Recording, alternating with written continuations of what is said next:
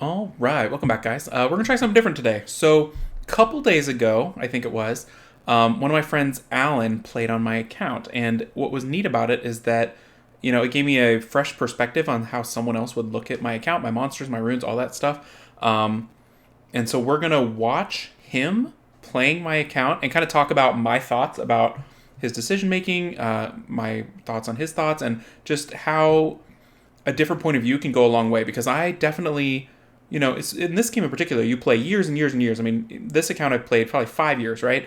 And you get locked into a certain way of thinking, and a fresh perspective can make a huge difference in your ability to progress and succeed. And I'm definitely going to take into account his thoughts in the future and see if I can make improvements for myself based on what he sees in my account, the potential in my account. So let's take a look. Let's see if we can hear it here.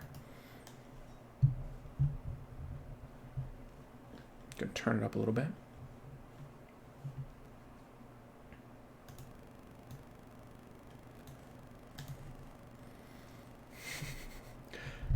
So I definitely don't have a bearing. I had missed the HOH, and he's wanting to do Han bearing, which makes total sense. But I do not have a bearing.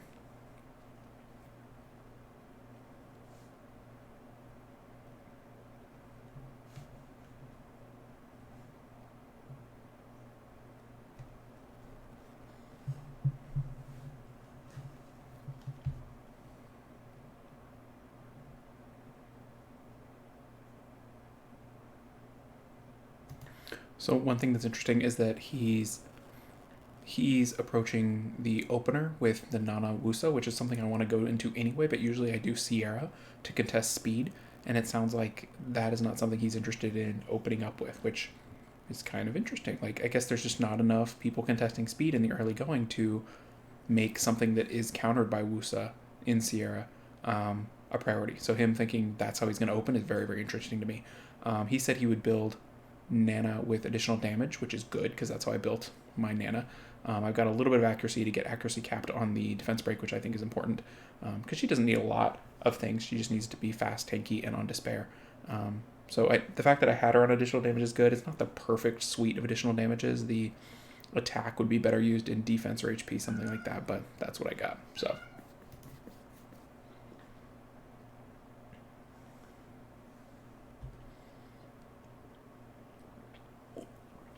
So he's playing around with artifacts, trying to figure out what to do.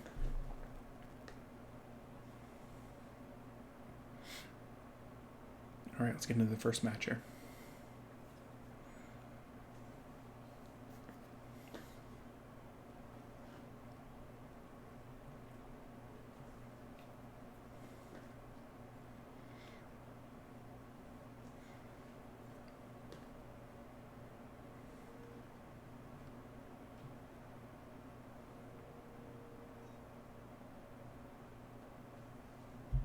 Such a long road trip.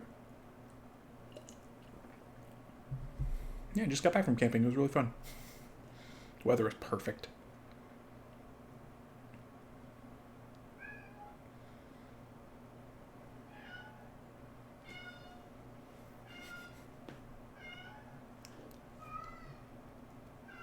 So I don't play my Chung Pung at all. It just doesn't fit when I'm trying to make my team. So it's built kind of the way I want it, but not on violent, just on broken.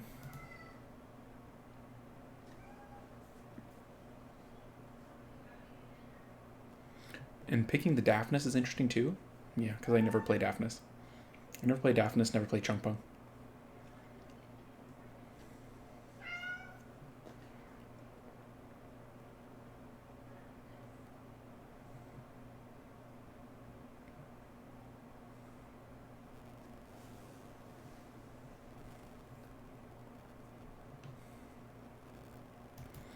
So he said he never played Yanhong, but he picked him the first match.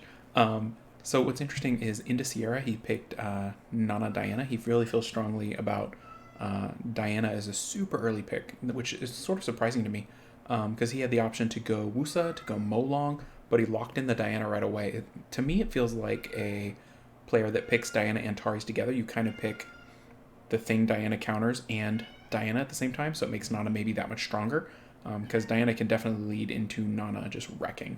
That's kind of my evaluation of his thought process there. Him picking the Daphnis, I felt like was not ruined good enough, but do what you got to do, right? That's his choice there. So maybe I need to prioritize my Daphnis a little more. He plays all sorts of accounts up to G3. He has experience in High Guardian at all different seasons. So I trust his judgment on pick ban and play selection. I learned quite a bit about his approach to the game watching these few matches. The team we're playing into has sustain, has reset, has some nice bruiser damage. Rakan, I think we'll see a little bit more post buff. That buff is pretty solid.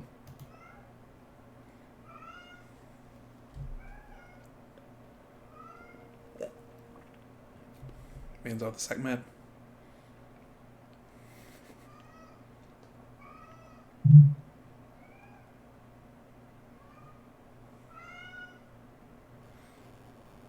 He's referencing he played a G3 match against like a 300 speed Swift Rakan and it just went off on him, unexpectedly.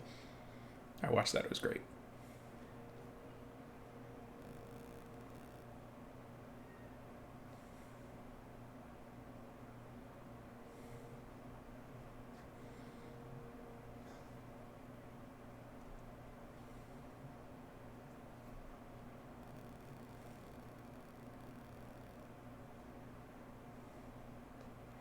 So I'm assuming the opponent reset based on the strip and the damage of Yonhong, but I agree that was the incorrect target. I think resetting the Wusa is much more important, but he does have the strip, so maybe not. Maybe not.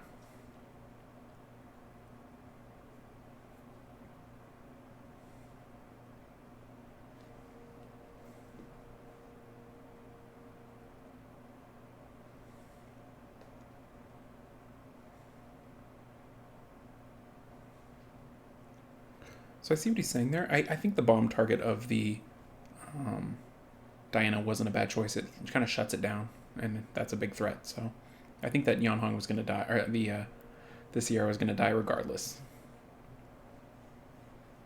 Like whatever was the unbombed unit would have just wrecked it. So it's not too surprising. So the opponent gets a little tempo with the sleep of my team, but I'm already far enough ahead that it doesn't matter. Or Alan is far enough ahead. He's the one playing.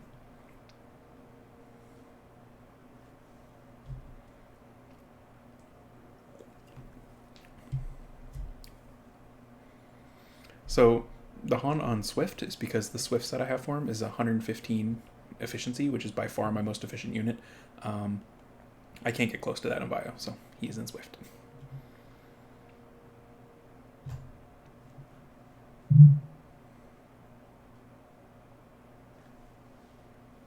All right, we're going into match number 2.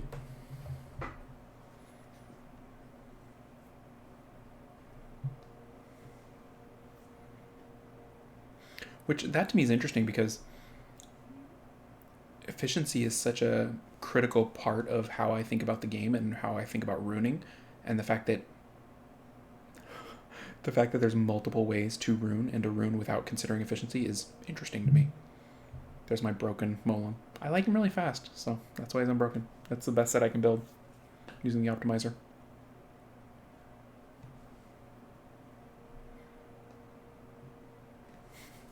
That's my Fenyan that is kind of built okay, but not skilled up. So when he picked that, I was worried.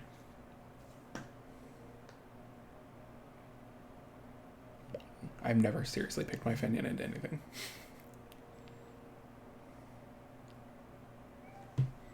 He's using it as an anti-AoE, which is really interesting. Like, with the Diana not available, he's thinking the Fenyan would be the anti-AoE because it'll gain bar, which makes sense. Just not the way I would have picked it. But the Fenyan into the Water Monkey, I think, is super, super solid. It's like a direct counter. And the fact that it was left in is nuts.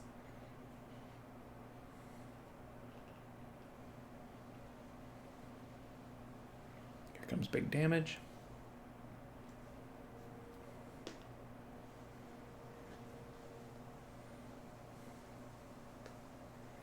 Interesting to me that he went straight into the Triana for the kill. Makes sense, but no, I think that's really the only thing that makes sense. I'm just surprised the Molang didn't take as much damage.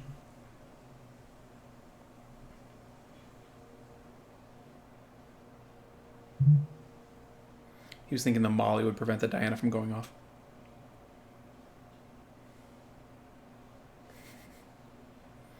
is ridiculous.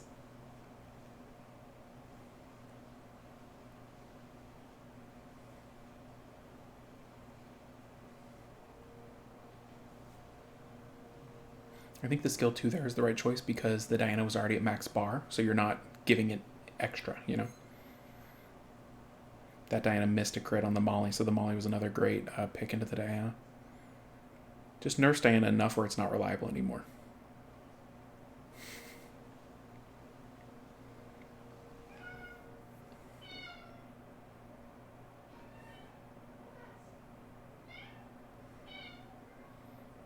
And my secret Molly build. I think it's great. I like that build a lot. Just need to farm R5 more. I'm missing a lot.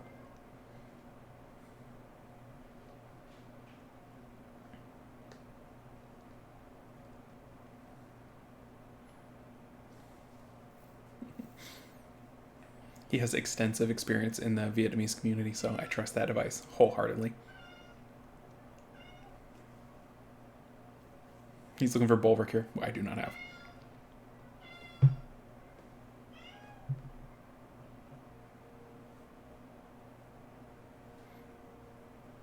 Interesting going for the chilling as an option there. I need to maybe rune that up against the Antares, against all this stuff.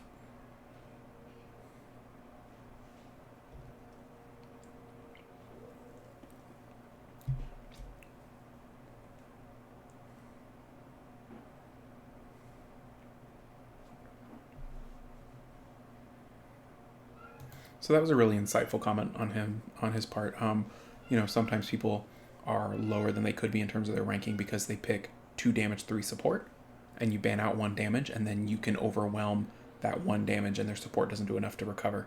So I think trying to go in with 3 damage to support or more damage than 3 is a stronger play because you can't get stuck with just 1 damage dealer. I thought that was really smart of him.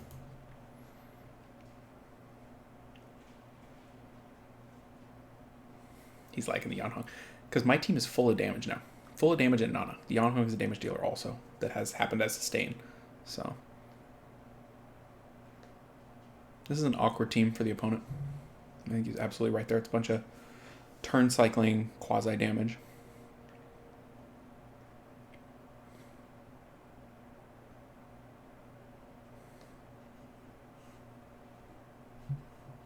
Him buffing up into the Molong is very interesting. To go for the early kill, my inclination would be to go into the Pisama, right? To give him health back, but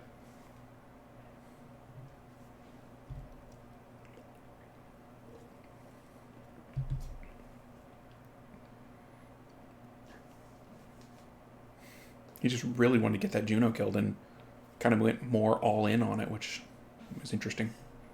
I would have maybe made the move for more sustain and keeping the Daphnis up, so that was really interesting to see. My Daphnis is trash. I know that.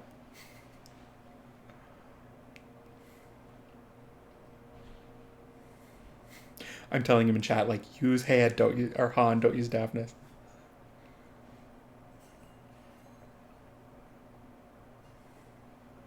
So into Nana first pick, he goes Molong Diana, which I haven't used Molong that much this season, so that was really interesting.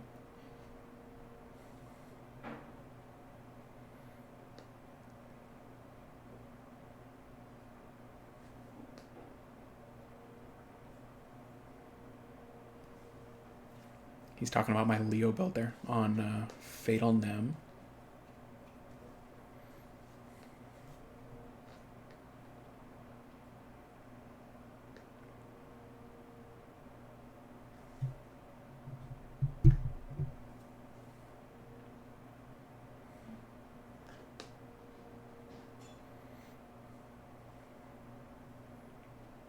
So he's picking the Fenyan into the double AoE and has elemental advantage.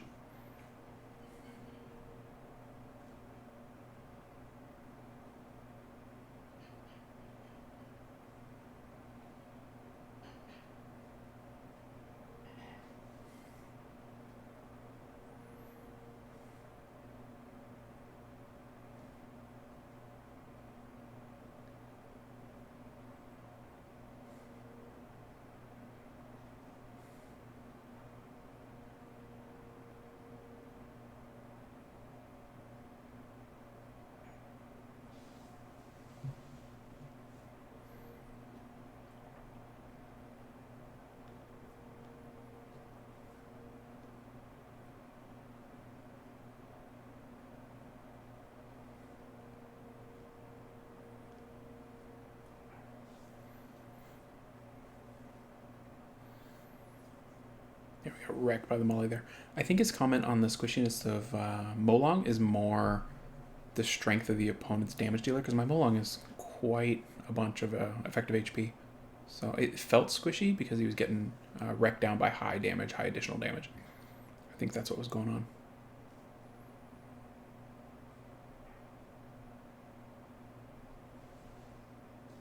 That's gonna trigger the passive, right? Nope. Triggers the Nana, but him already being ahead with 1 kill means we're really behind into a Nana team.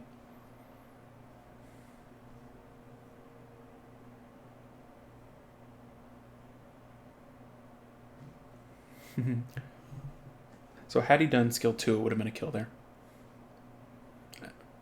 And then now we're 2 behind. So I think that Chung Pung is high damage. So that's a loss, but interesting to see. Okay, can we fast forward? Let's see here. So I think we've had 1 loss so far. So he's going to go rune up my Leo differently. I don't know if you could see that. See if we can get the final stats. No. So some of his selections on runes was not what I would have done, and he's just kind of winging it. But to me, I picked a high efficiency build, even though it was on fatal. But he prefers the burst potential of the violent build, which is absolutely fine. Let's see. All right, we're back into another match. Oh man, we went too far. Let's see here. Can I get back to the beginning of this match? Here we go. So here's the selection. The opponent picked Bastet first pick, and he went Molong Diana, which I think is his standard 1-2 punch. Then here's what was interesting. The Sierra Chunkpung, he countered with the Leo Verd, which the Leo, I guess, is countering additional damage is the only thing it's countering, because none of this scales off of speed, and the Sierra benefits in an environment with Leo because it's turn cycle. So I thought that was really interesting to nerf the additional damage, I guess, off the Sierra, assuming it's by speed. If it's additional damage by attack, it doesn't do anything to it. So he's kind of gambling, I guess, that it's additional damage by speed. But the Leo works really well in concert with the Diana and the Verd, so I think that was the thought there. And then the opponent went Daphnis Kali, which totally committed to a nuke it down strategy. So then he went Nana, which I think was correct.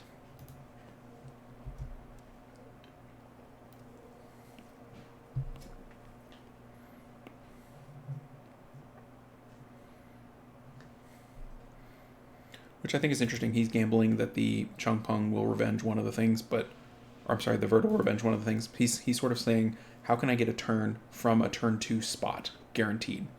Kind of cool.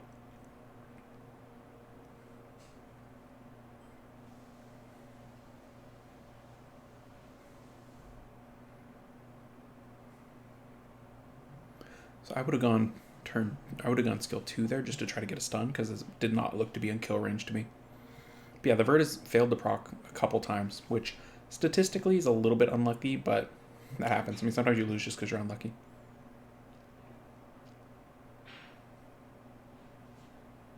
So he's going all in on the Sierra, which is, I think, correct.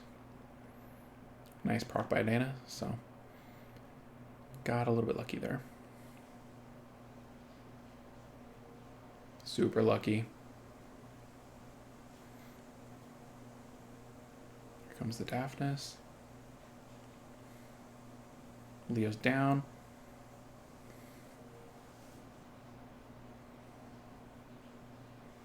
Almost. Oh, and the proc. The Diana procking twice, like...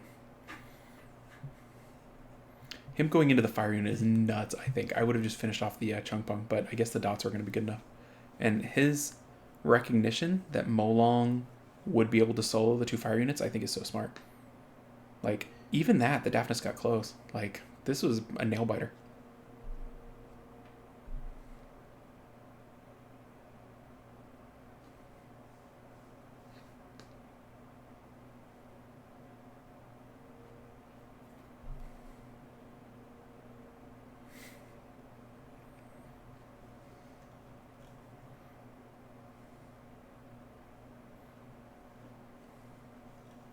the Molong's not on bio. And the thing is I am so focused on efficiency that I don't have a build with Diana that is good on crit damage, so I don't run it. In Molong, I don't have a good violent build. I would rather be broken and have these stats than not. And that's just a philosophy difference. He feels the violent is more important at the sacrifice of stats, and I don't. So just a philosophical difference.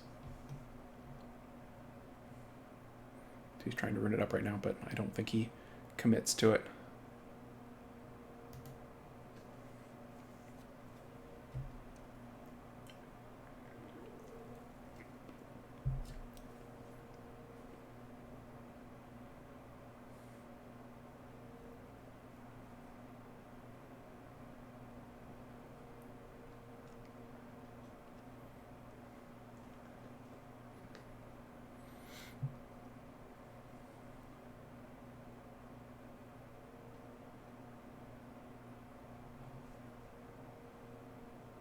See what the opponent ban is. Okay, so this is really interesting. His ban process in this match was probably not what I would have done, which is if I ever see a deviation of my plan from his plan, then I need to think about what the thought process is and try to incorporate what I learned into my play. I think his picks are pretty interesting. Going Nana first pick is really wild. I haven't really committed to that too much, but it makes sense. You kind of want Nana in every match. Even this is all post-nerf. Nana's still really good. But then the opponent goes double Nana counter, which makes sense, but does not take the Diana, which is odd, because he picks two easily Diana-able units. Then he goes with the fact that Alan picked the Daphnis again means I'm not seeing something, because he just picked Daphnis into double water. Like, the opponent could have gone extra water, banned Diana, and been in a really good spot, so I thought that was interesting. But then the opponent picked Oki Chungpung, which to me means he doesn't have Karnal, because I think Karnal's just straight up better than Oki.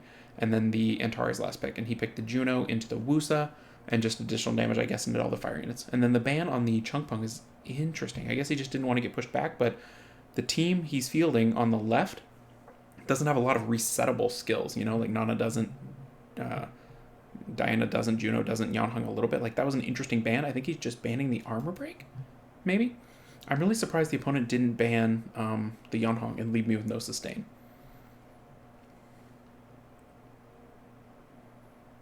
And his thought about not thinking that they're speed tuned is also a really kind of insightful pre-match thought, because he might make his pick ban based on that thought, right? And it's a good thought. There's no way an Antares is speed tuned. It's going to have to proc into being tuned, which is very unlikely. So he's thinking, can this turn into a kill with an untuned team? Probably not. But he let through the Molong Wusa, which that's a kill right there in so many different ways.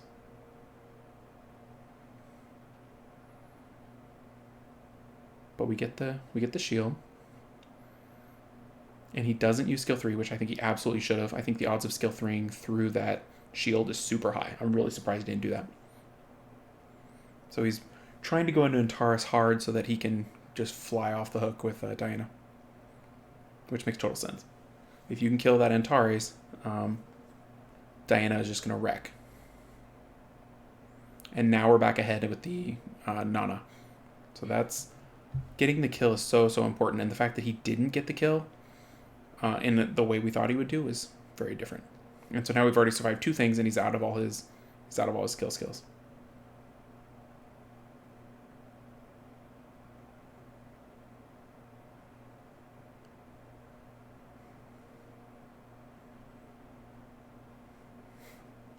You should play Han. He's so good.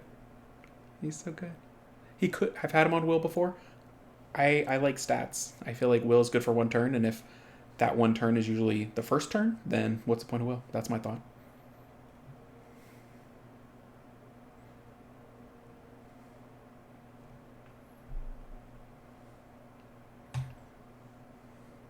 And again, interesting that his inclination is to Leo Verd into a first pick Chungpung.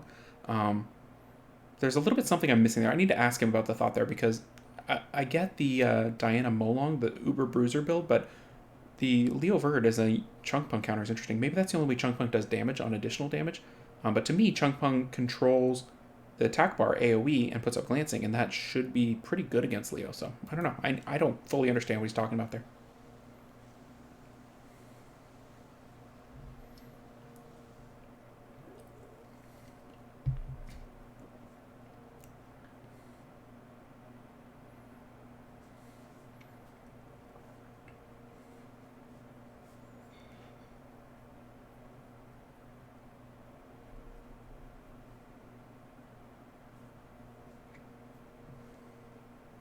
I thought it was interesting he was mentioning Belinus as a counter.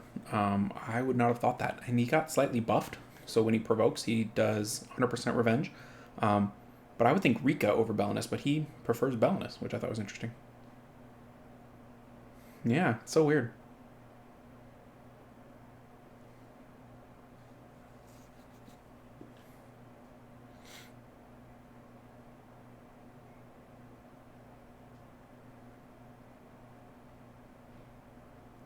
An interesting philosophy, because I would look at this and I would ban the Tian Lang no problem because it just shuts down the Diana. He's got double Diana shutdown and the Antares Tian Lang. I feel like the Chiwu is not a good pick on the opponent team. There's so many things that would be more devastating.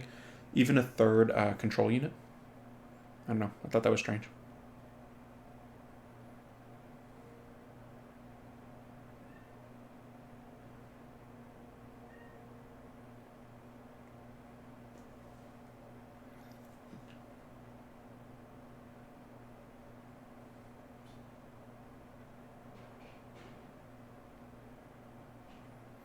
So he resets the Molly, which is interesting. I think he's worried about a proc into a cleanse.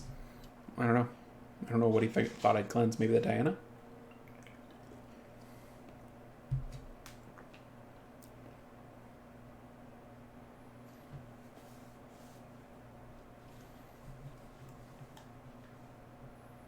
So to me, this is a great way to beat Nana, the AoE control pushback, bar control, and that's what's happening here. Like, Nana's just getting lit up.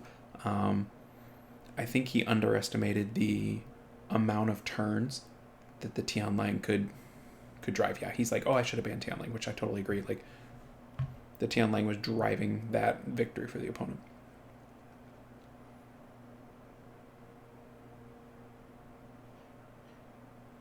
And we're back into matchmaking. So we've seen a couple interesting losses.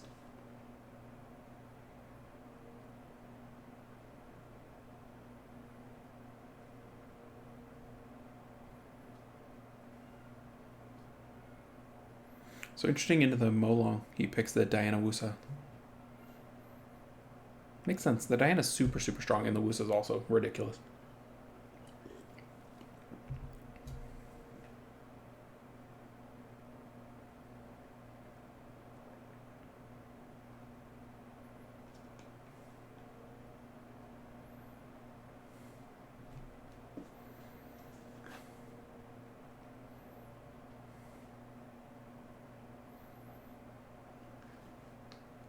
Yes. Our first Han pick, like game 8 or whatever.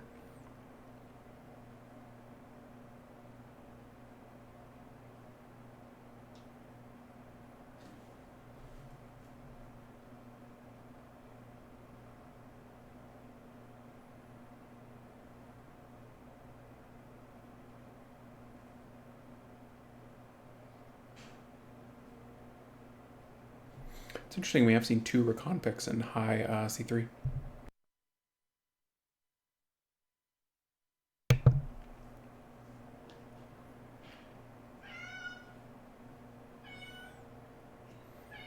Our first Yan Han Han selection. I love it. Han, of course, gets banned, but Han is there to get banned. Han is super, super dangerous, and then it leaves you with Diana Yan Han.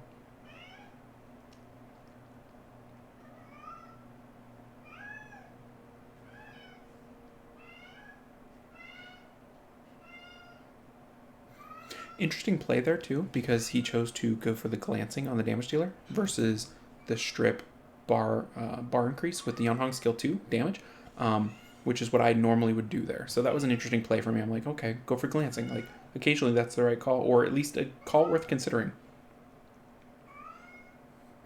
Again, another play. This whole match is full of plays that I wouldn't normally do. So I think it's interesting. Like, I would normally let Diana go nuts there and transform and go crazy.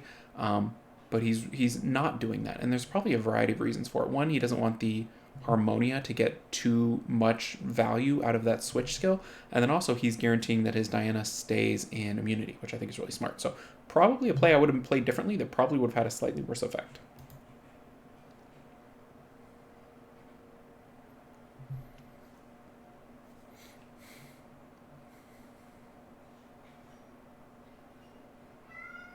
So the Molong can't do skill 3 because there's no quick follow-up, and I could sneak in a kill before he could do anything again. So again, he's playing a super conservative, slow game, trying to go for glancing. I mean, he gets the glancing. Like, he's trying to nerf the opponent's damage through debuffs, which I would probably just be going nuts and looking for a kill opportunity. Like, he's playing it super slow, super careful. First transform. Going into the Molong, which is smart, I would say.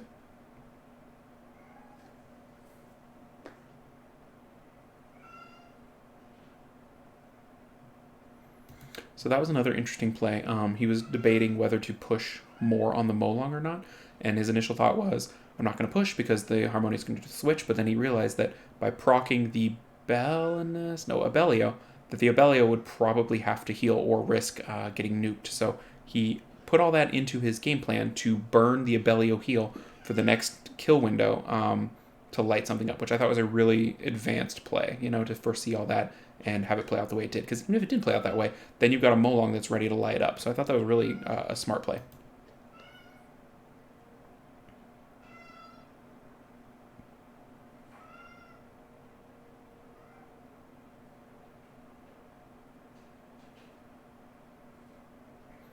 So he's starting to push the Harmonia a little bit, which is interesting. He was going for the attack break, gets the stun.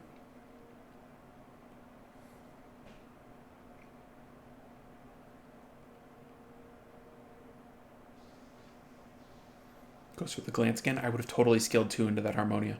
The defense broken Harmonia. Nice sleep.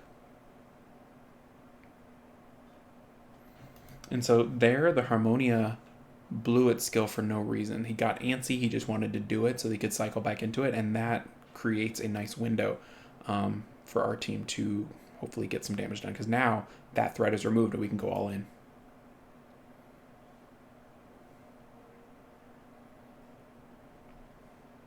So he kind of put his skills in backwards. Like, he should have had the Harmonia follow that up, but he got a little antsy, He nerfed his own team, kind of.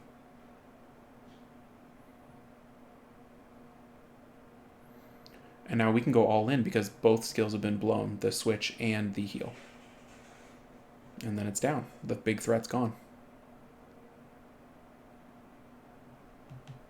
That was also a surprising move, the skill 1, try to stun. I don't know if that was a misplay or not, because to me, you probably switch to deal more damage, but maybe he didn't want to be possibly revenged and exposed by the monkey. I don't know. That was interesting.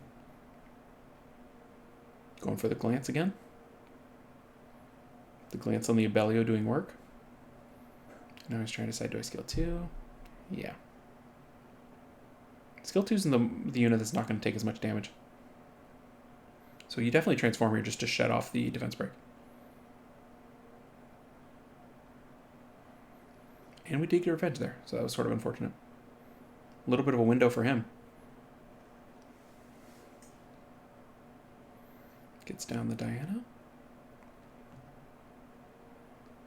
And that was just totally unlucky, but then Yanhong bailing us out.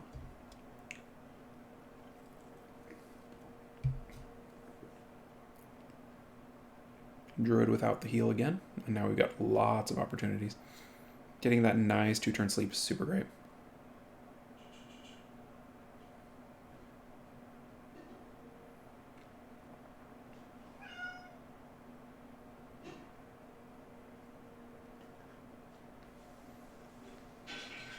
Alright, so then he goes off to do an account review, so we will move down a little further to another match. Let's see here.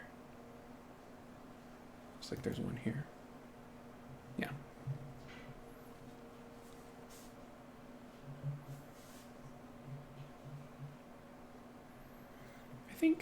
I mean, there's only a couple matches left, but I feel like we've seen a lot. What I'd like to do is go to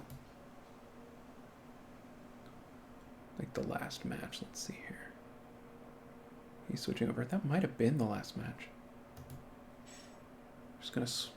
Okay, so 33. Okay, this is, I believe, the last match of the set. So he's getting Sekhmet in a little bit more, and he's sticking with the Vert again as well. He's much more comfortable leaving in the Molong Wusa than I would be. And again, he's leaving them. He likes banning out the Antares to let the Diana go off. He really likes to lean into Diana, which makes total sense.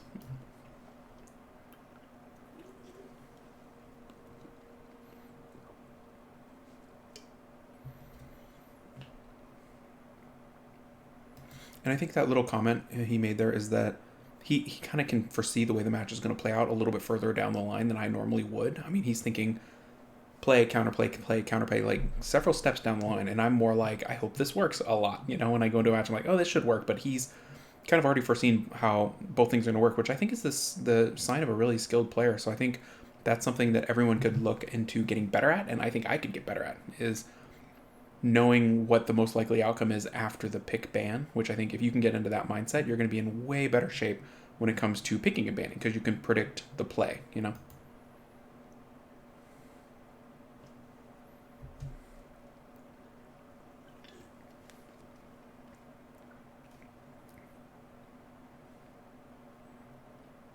Doesn't snipe the Diana. I don't get that at all. He should have totally sniped the Diana. Because he even has the heal to follow up. I think that was a total misplay.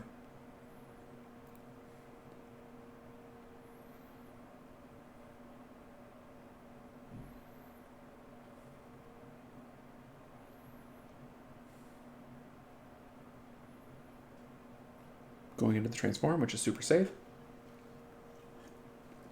Again, Yanhong kind of enabling shenanigans.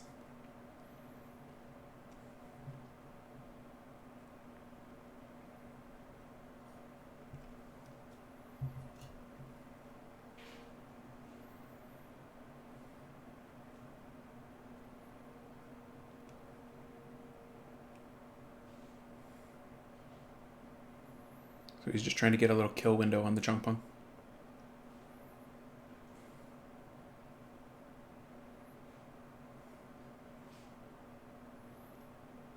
Nice stun. And Diana's got him just where he wants him. That should be a kill. Oh.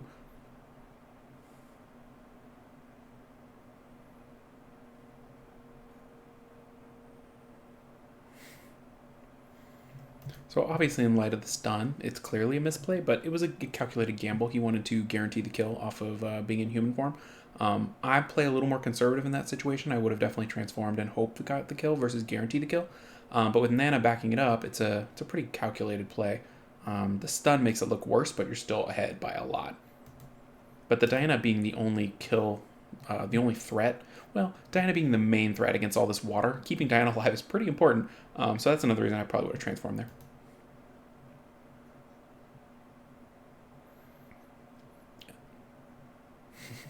Yep. And then getting the Yanhong proc into the full Diana, like saving Diana.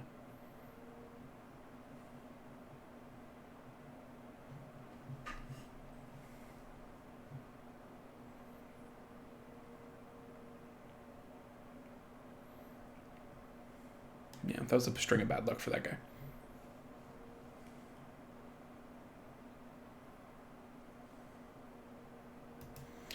So, that was a string of play by Real Alan SW, which I think this sort of thing is so fun. Like, you get to see your account from a whole different light. I mean, look at what benching Han did for him. I mean, he was able to climb fairly easily using all my other monsters, using a Molong, not even on Violent, a lot, using a Molong a lot.